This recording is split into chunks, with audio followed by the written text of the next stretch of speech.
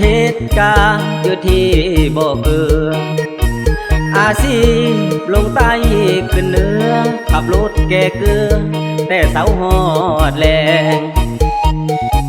หาบดังหลายวันบ่ได้ไว้วันงานหนักหรือเบาเพื่อลูกเมียอายจะทนเอางานหนักหรือเบาไอ้นี่ทนได้ขอบใจภรรยาบ่ได้ถือสาคำคนเขากล่าวว่าผัว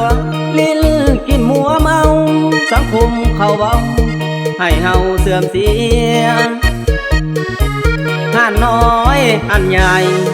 บ่เคยไปเที่ยวเท็กเที่ยวบาร์เชื่อใจ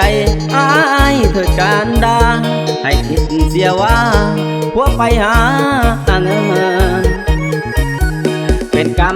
มกรแดดกระทนฝนก็ต้องสู้ย้อนเฮาบ่มีความรู้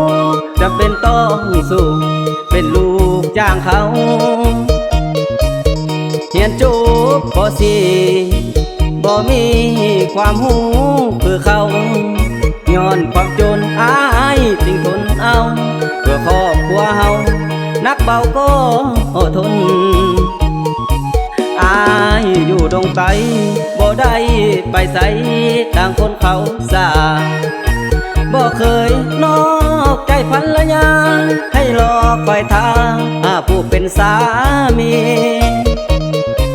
เมื่อเงินเดือนออกจะส่งให้น้องตามคำสัญญา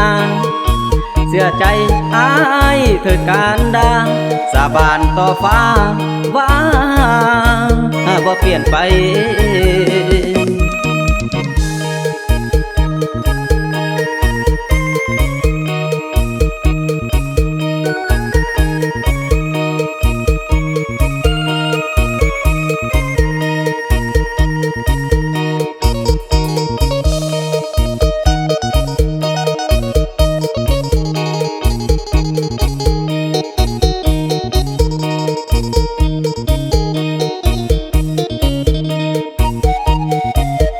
เป็นกรร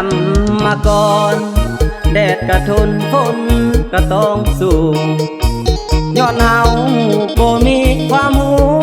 จำเป็นต้องสู้เป็นลูกจ้างเขาเรียนจ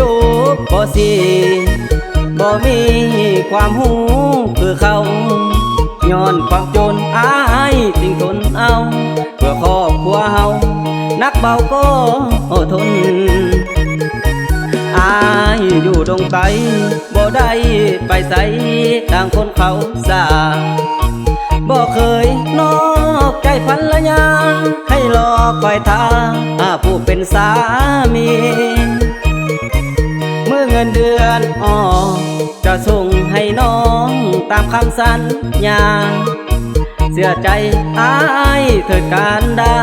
สาบานต่อฟ้าว่าบ่เปลี่ยนไป